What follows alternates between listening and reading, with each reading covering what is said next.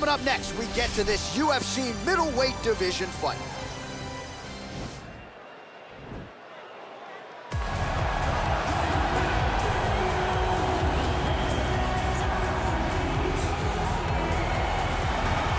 All right, so here he is, the undefeated middleweight contender, Paolo Costa.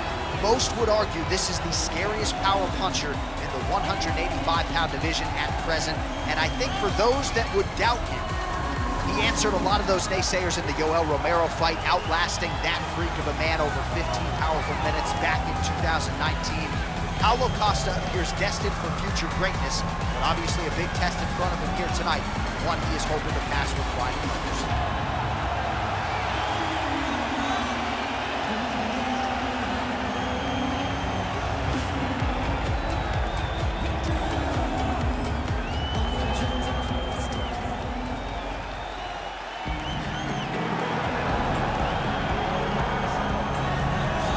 Well, we probably trot out the term well-rounded in modern-day mixed martial arts more than we should, but this fighter certainly fits the bill. Oh, 110%. He can do everything inside the octagon. Where he is most comfortable is inside of that 8-sided structure, where most men are terrified of being. But for this gentleman, he only wants to be there. When you try to wrestle him, he's able to defend takedowns. If you dare stand and strike with him, he can knock you out. He's got all the tools necessary to become a UFC champion. His first martial art, mixed martial arts, and that's not always the case. He believes that he should have a lot of advantages in this matchup tonight. Our tale of the tape for this much-anticipated middleweight encounter. So 3 years the gap in age between these two fighters, with similar height and some differences in reach. We send it inside the octagon. Here's Bruce Buffer. Ladies and gentlemen, this fight is 3 rounds in the UFC middleweight division. Introducing first, fighting out of the blue corner. This man is a kickboxer, holding a professional record of 14 wins, 2 losses. He stands 6 feet 1 inch tall, weighing in at 185 pounds. Paolo the Eraser Costa!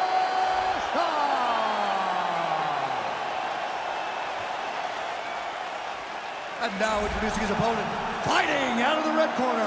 This man is a mixed martial artist, holding a professional record of 12 wins, no losses. He stands 6 feet 2 inches tall, weighing in at 185 pounds.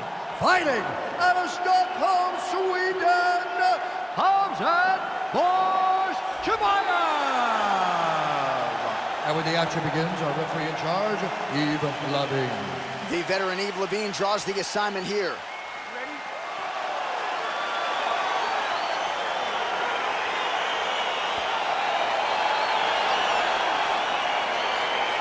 Crowd getting excited as this fight gets underway, and you hate to call any fighter on this UFC roster a specialist, but on one side, you have a definite striker taking on a true 5-tool player. And you see a guy in the striker who knows exactly who he is. He knows where the fight needs to be. He knows what he has to do in order to be successful. Let's see if he can keep his opponent off of it. A lot of top pressure being applied here. Oh, man. This ground and pound is good. Probably my favorite striking realm in MMA, and he's as good as it gets. The problem is his opponent is not controlling his posture. He's allowing his opponent to get up, and when he does, he creates distance and space to land these beautiful ground and pound combinations. Bottom fighter trying to control posture, unable to do so. And now he has a headlock trying to pin his opponent's back down flat onto the mat. Look for him to transition to an arm triangle to try to chase the finish.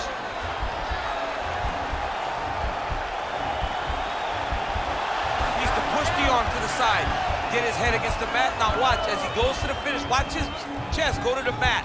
He goes flat, all weight to his opponent. Nicely done. All right, bottom fighter here, maybe looking to hip escape, DC. Well, there are few things more fun to watch in mixed martial arts than these type of transitions and scrambles on the ground. High-level grappling can really be entertaining. Now he's on top of him looking for a finish. Pretty good ground and pound by him here. He told us on Thursday he needed to be more effective in these situations. Certainly effective tonight. Many people have gone away from this style of fighting. This man has embraced it, and you are seeing why he's one of the best that we've seen do it in a long time.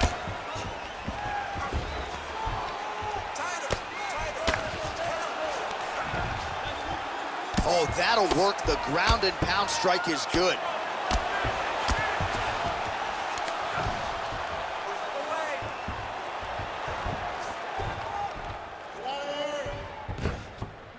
Posturing up now. And now the damage is about to start. Lands the ground and pound strike.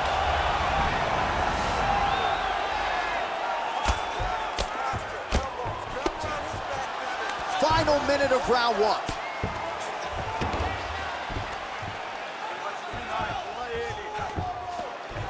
"45 seconds to go here in round one." All right, he's trying to control posture here. Now trying to hip escape. He's just trying to move out of this position off the bottom. Now he's gonna attack a triangle choke here.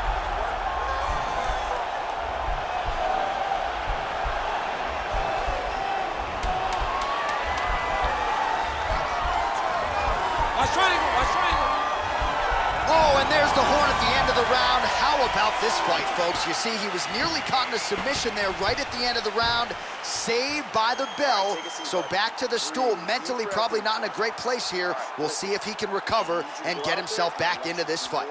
Let's set up those takedowns. All right, let's get you some pictures from that previous round, DC. A lot of good work with the ground and pound strike. Yeah, he was able to control posture, get himself postured up, land big ground and pound as he ended the round. What a great finish to a fantastic round.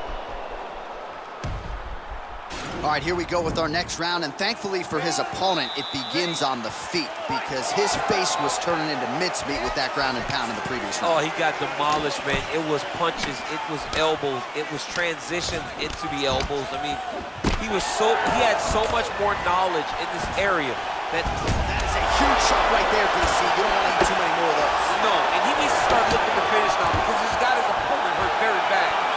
Stuffs the takedown there. How good is his takedown defense?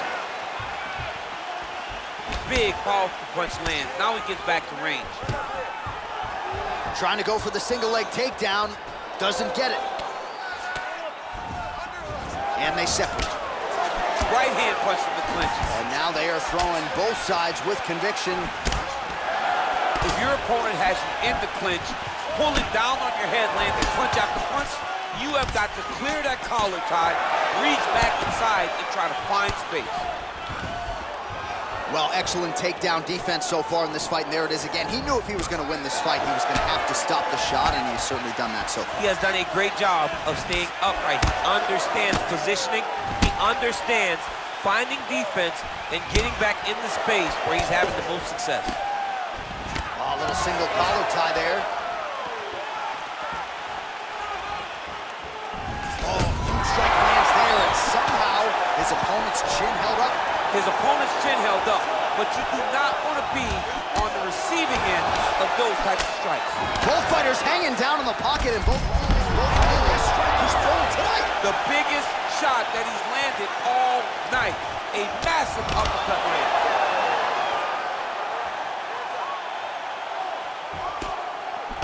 All right, he engages in the single collar tie. Man, he is sniffing out these takedowns from a mile away. Stuffed another shot there. Look at him chopping the wood. Chop the wood with those leg kicks. Oh, collar tie. Oh, he lands a huge knee to the body.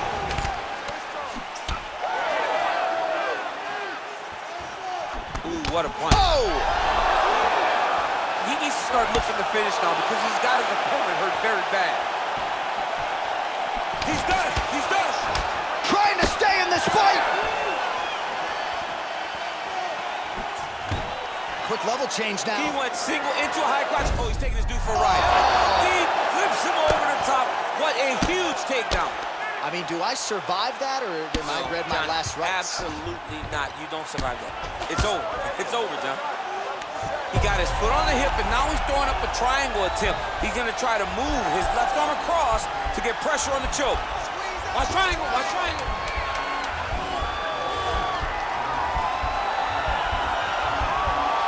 Oh, and there's the horn at the end of the round. So the fighter was really caught in a submission there just as the horn sounded. Safe to say he was saved by the bell there. So back to the stools they go. 60 seconds to recover here. We're gonna fight on, ladies and gentlemen. Another round coming up. All right, so let us now check out some of the action in that round, DC. There was a whole lot of it, including a stunner upstairs that nearly closed the show. It was a lot of action. It was back and forth action, but the big moment was that big strike to the head that landed, that put him on wobbly legs and in survival mode. Luckily, he made it to the end of that round. Nossa pontuação tá baixa e ele tá ganhando essa. Quando você titular... Ready? Ready? Third round underway. Big punch lands over the top. How's he gonna follow this one?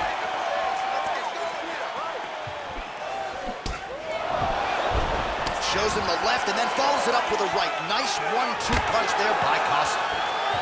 Man, is he timing his shots well here tonight, DC. It's hard to recall him being this accurate in the past. I mean, Overshot right on the button.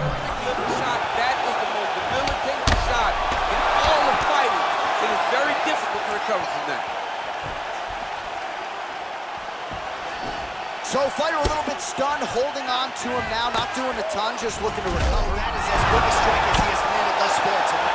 Big, massive shot lands. Look at how tough his opponent is, though. Still standing, still in their fight. A lot of top pressure being applied here as he works out of side control. I love watching this guy move on the ground. Another nice transition there. Such a high-level grappler. You don't see that very often. We'll see if he postures up and can get some of his ground strikes going here. Strong bottom work here, staying busy.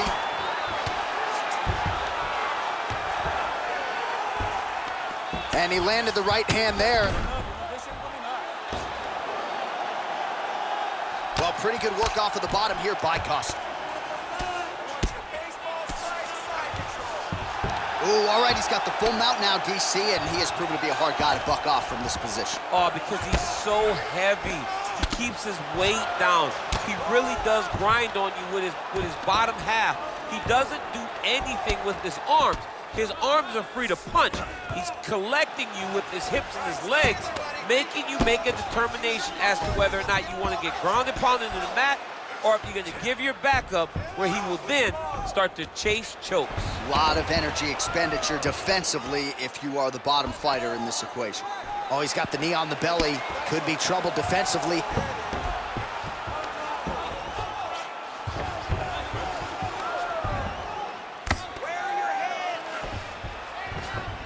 All right, north-south position here. We'll see if the crowd can be mature about this, DC. Man, isn't it fun to watch this dude work on the mat? He's unbelievable how fluid he is in his motions on the mat. Now the transition to the judo throw right into side control where he will have no shortage of options. All right, side control now, DC. You know he's in his element on the ground. A lot of tricks up his sleeve. A lot of tricks. Costa's lower jaw now starting to show signs of swelling. All right, so pretty good damage here with the ground and pound. Nothing superficial about these strikes. They are intending to harm. Oh, yeah, he's landing very accurately, and he's landing to get damage off. What a fight!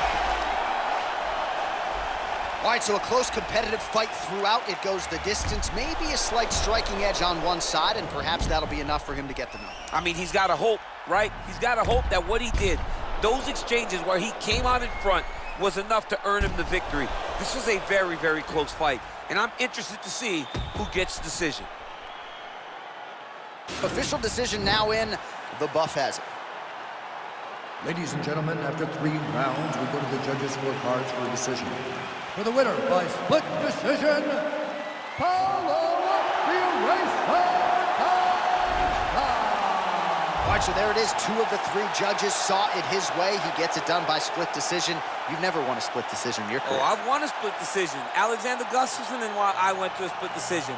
Right after the first scorecard was read in his way, I almost panicked because I was like, oh my goodness, it's over. So I understand exactly what these 2 guys are feeling when they went to the center of the octagon.